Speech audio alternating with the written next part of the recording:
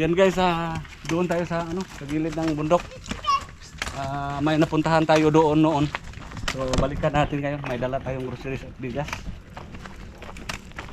Unsa ganin nga lugar diri daw?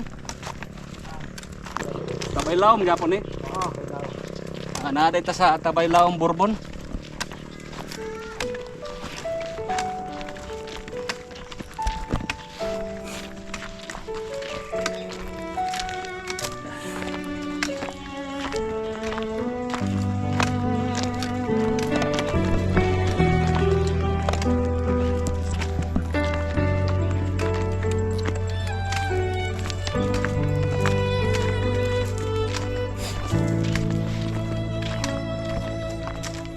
Mga kwento ang lansangan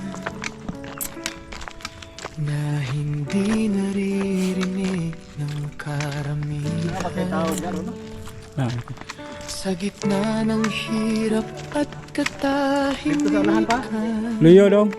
may tulong na dumarating nang walang kapalit.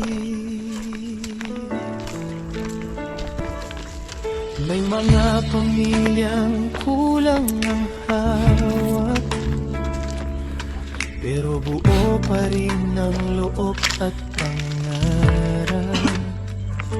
Hindi sila humihingi, hindi rin nagre-reklamo. Tahimik na lumalaban sa hamon ng mundo.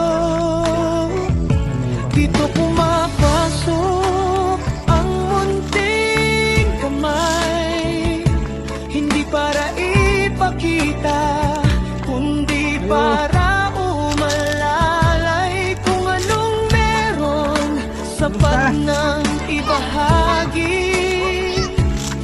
Naan mo mga bata? Ha? Sa eskwelahan? Pila ko bata naan mo dre? Kanira, katusa. So yan po guys, nakapunta na tayo dito noon. Si Ate Janisa po. Ang asa imong bana karon? Naasa ko ang talamban siya. Nagtrabaho. So, pila gito ka anak nimo? 5. Oh, 5 yung anak ni Ate Janisa. Ang dalawa ang nandito.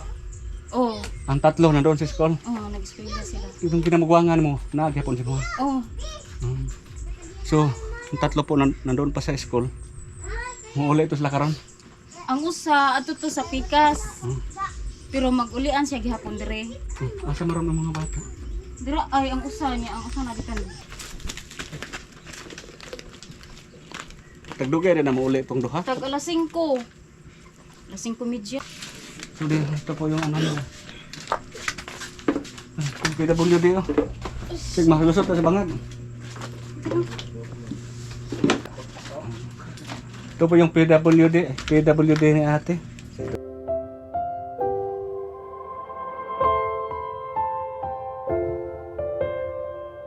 Ang asawa ni ate, isang construction worker, kada linggo lang umuwi. So, ang anak ni ate, 5 to. Yung panganay nila doon umuwi sa, ano mo? Sa yung anak ko. Sa tiyuhin mo, yung panganay. At saka yung dalawa na estudyante na doon pa sa school. So, malapit ng magabi, sobrang layo dito. Hindi na lang kami makaantay sa anak niya. Mayroon kaming ibigay sa mga anak ninyo. Personal maiabot namin.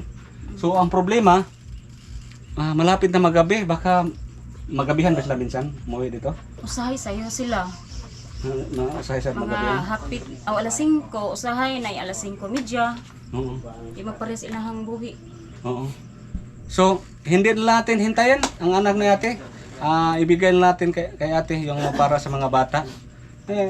Dalaga na yung mga anak mo, no? Oo. Litawag daga na. Mga litawag dalaga na.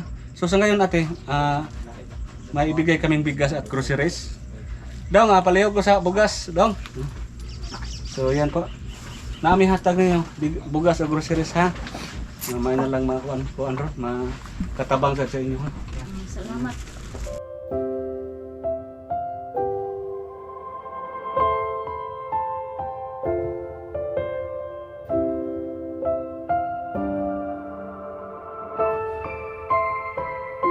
Marami to, ha? mayroon itong ano, mga sabon panlaba, mga dilata, mayroon gatas, mayroon itong biscuits ha. Salamat. Kompleto yan. At saka mayroong bigas. At may ibigay akong cash sa inyo.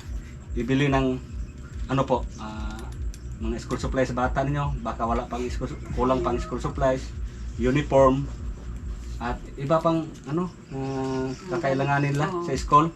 So personal sana namin ibigay ito sa mga anak niya. Hindi na namin maantay dahil malapit ng magabi. Kay ate na lang namin ibigay. Sa imo na ako ibigay ha. Yan po, hindi na natin maantay yung anak ni ate, yung estudyante. Sa kay ate na natin ibigay. Ikaw na lang bahala ate ha. Bili kayo ng mga school supplies kung mayroon pa kulang. Uniform. At saka kung sapay lain kon ha. Nakinanglanon. Oo. So yan po, bukod sa bigas, groceries, mayroong cash. Ito ate, ganito eh. 1, 2, 3, 4, 5, 6, 7, 7,500. Yan po, maraming salamat sa ating sponsor, Sir Steven sa Melbourne, Australia, ani Sir G sa UK. Maraming salamat po sa inyo. So, yan ang request po ninyo na personal natin ibigay sa mga anak niya ay hindi po natin maantay, si ate na ang bahala. Siya naman ang nanay, siya nakakaalam kung ano pa ang mga dapat niyang bilhin para sa mga anak niyang mga estudyante at saka sa PWD. Pwede ka magdagdag ng gatas ha? Salamat sa inyo. So anong masasabi mo sa sponsor? Salamat sa sponsor at sa imo si Rene at sa imong kauban. Salamat kaayo sa grasya nga niabot sa amoa. Hasta sa cash nga makatabang sa mga kuwang sa mga requirements sa mga estudyante nako. Daghang salamat. Salamat sa grasya nga niabot sa amoa. Labi na sa ako ang bana nga gamay ra ka ng sweldo nako ano kay ni katabang sa amoa. Labi na sir nga na ako'y PWD. Daghang kaayong salamat. God bless niyong tanan. Labi na sa mga sponsor. Sa inyo, Kuya Rene o Kuya Tata.